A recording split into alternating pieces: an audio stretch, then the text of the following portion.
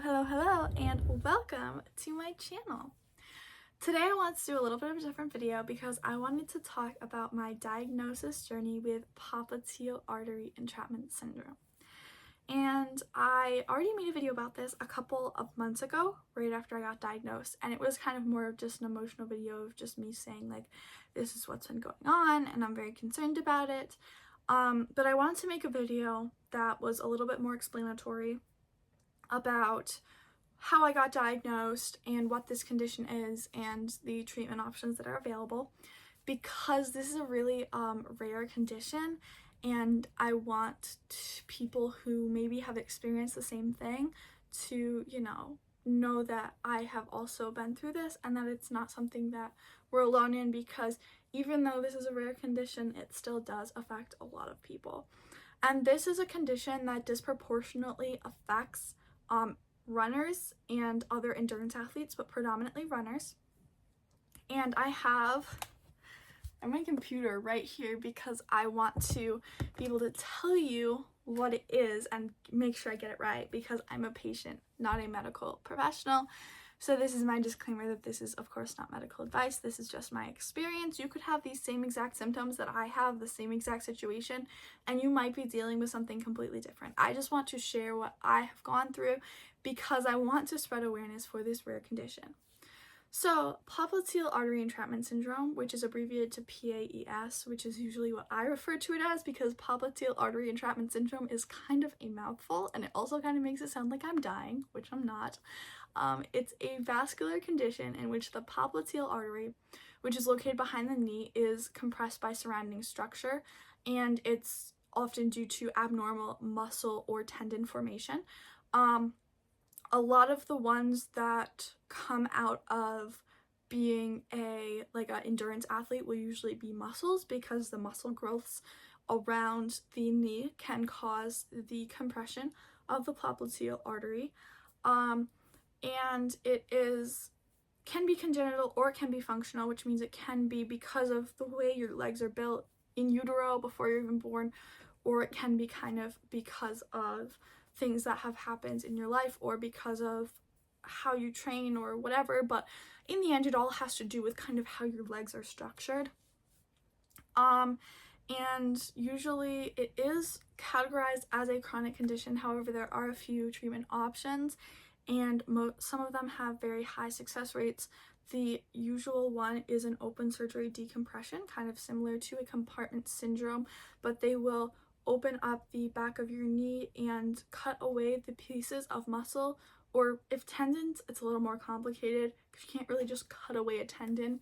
But if it's muscle, they can cut away the muscle to allow the popliteal artery to fully expand and take up all the space that it needs to take up. And if they need to, then they can graft the artery if it has been damaged by constant compression from the surrounding structures. There also have been some studies about the use of Botox as a temporary paralytic agent in the muscles behind the knee to prevent symptoms. However, my doctor recommended against this as it's not a permanent solution. It has pretty low success rates of working for longer than 6 months to a year. And overall, it's just not something that we have seen a lot of super promising research regarding. So for those reasons, I was advised not to look into that route. However, it is something that does exist. There have been clinical trials and related procedures to kind of see what the favorability and implementation of this might look like. But as of now, it does not look as promising as kind of the standard procedure, which is the open surgery decompression. And so now I want to talk about how I actually got diagnosed and what my symptoms were. Again, this is not medical advice. You could have my same symptoms and have something else going on. I just want to share my experience. So the first time that I started experiencing like these really strange, mysterious symptoms was in August of 2024. Though kind of like thing that was super weird is I ran a half marathon, and like 4 miles in, like my legs were just like it felt like the feeling you get when you like fall asleep, like your legs fall asleep. Like it felt like that, but I was running. And it was a lot worse in one side, but then it kind of migrated to the other side, and it was just painful. And even though, like, I say it was painful, I don't know if painful is actually the correct word. It was very uncomfortable. It was like maddening. Like I was losing my mind. And I thought I was, so I had been wearing like some compression leg, like shin protectors for quite a while. I think I was wearing like these that go like on your shins. And so I thought like, oh, maybe I've gained a little bit of weight or gained a little bit of muscle, and so they don't fit quite right, and maybe they're just kind of making my legs be a little bit weird. But I didn't stop to take them off. I just like powered through it. I ran a really slow half marathon, and it was like maddening. I was losing my mind the entire time, but I took them off the second I was done running. I took my shoes off because like maybe my shoes were too tight. And I thought, you know, it's a weird thing that happened, but like probably just a weird one-off occurrence. And then immediately after that was the start of cross country season, and our first cross country meet was on invitational at a course that I do not like. I have never liked. It has always been a very hard course for me to complete, and it's always been a very frustrating mentally and physical course for me. So I ran it. I ended up running it in like trainers, not even wearing spikes, because my spikes like just didn't fit properly because my feet were swollen. And I still don't know why that was. That shouldn't have been because of the PAES.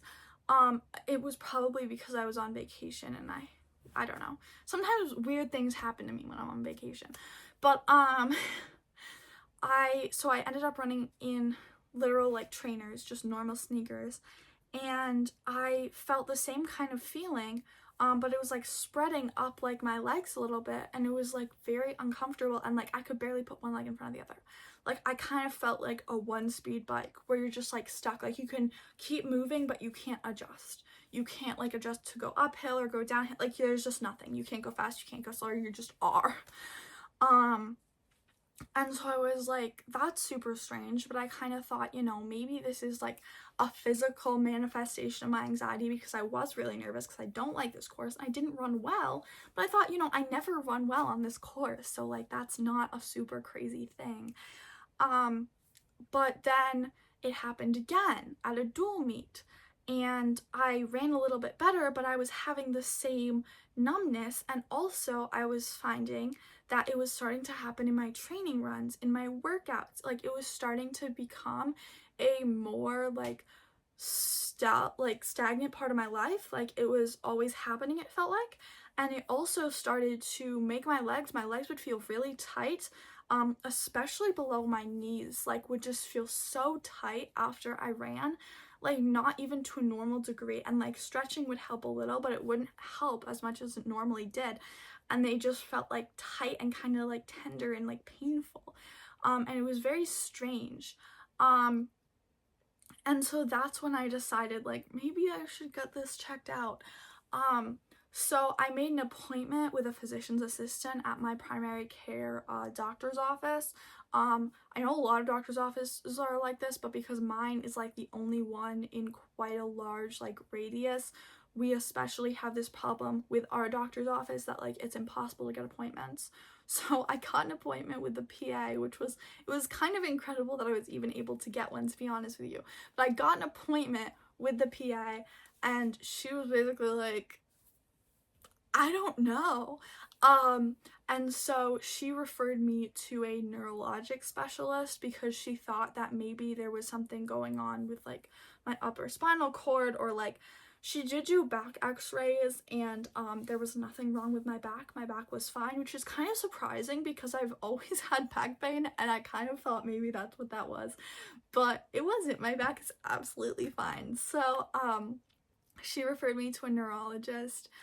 I met with the neurologist, and he was basically like, you know, I also don't know. He said that he did suspect it was vascular, that it just didn't present like something that would be like a neurologic disorder. And he did two things. He referred me to a vascular specialist, and he also said that, you know, if we want to be really sure and like explore every avenue, you can get an EMG. I think it's an EMG. I'm actually gonna look right now because I can't. Yes, an EMG, electromyography. I just didn't want to get that wrong. Basically, it's a nerve conduction study, and basically it's torture, but I'll get to that. So then I went to a vascular specialist. By this point it was December, so by this point I had been, actually it didn't even take that long. I'm very fortunate that I was able to get a diagnosis very quickly because it is such a like uncommon disorder to have. Like, I was very lucky that I was able to, it only took me like 5 months from being like, I need to figure out what this is, to actually getting a diagnosis. And maybe if you don't live in America, that sounds like a really long time, but our American healthcare system is a little cray-cray. So, but I went to the vascular specialist, and they actually did an ultrasound on the back of my knees, which was about the weirdest thing ever. The thing that I really didn't like is that they turned on like the sound thing so you could hear the blood flowing, which was, I did not like that. Like, I have nightmares about it sometimes because I did not enjoy that experience at all. But basically what they did is they put the ultrasound probe on the back of my knee, and they made me do like several different stretches, and they made me hold my legs really tight and flex my feet. And they could see on the ultrasound how when I was holding my feet really tight and stressing the muscles, how basically my mom said it was like my popliteal artery was playing hide and seek. Like, when I relaxed, like, it would like come out, but then when I like had my muscles like stretched out and like they were like engaged, then the popliteal artery would just like go away. And so they were able to deduce from that that I had popliteal artery entrapment syndrome. Of course, remember when I went to the neurological guy, he also told me to get an EMG, and my mom had scheduled them for the same day, but the vascular appointment was first, then the EMG. And my mom was like, you know, like, even though they did give you this diagnosis, we should make sure it's right, so let's go do the EMG. Which I should have said, no, I will jump out of this car right now, but I didn't.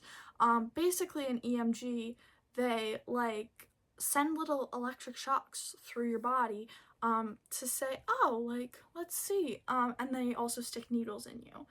They do needles and electric shocks, and I'm like, oh, let's see if your nerves are conducting correctly.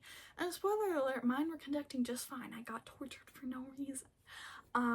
But yeah, so that is how I got diagnosed with popliteal artery entrapment syndrome. And obviously the thing that was recommended for me was to have surgery. I haven't decided what direction I'm going yet. I'm having a follow-up with the vascular surgeon in a couple of weeks, and I'm going to have to probably tell them what I want to do. I haven't 100% figured it out yet. I think I do want to go the surgical route, but I'm a very busy person. I have lots of school and sports and travel stuff coming up, so it's difficult to be able to portion out an area of time for it. But it's kind of becoming more urgent because I definitely have felt it getting a little bit worse in the past 3 months especially. It's been getting just like, I don't know, it's just been being weird. My legs are weird. But yeah, that is how I got diagnosed, and that's popliteal artery entrapment syndrome. So I hope that if you have it or are trying to figure out how to treat it, I hope this video helps you be like, yeah, I'm not alone in this, because I think that looking it up on the internet and seeing that there are other people that also have this condition really helped me to come to terms with it and figure out what I'm going to do to treat it. So yeah, I hope you guys enjoy this video, and I'll see y'all later. Bye!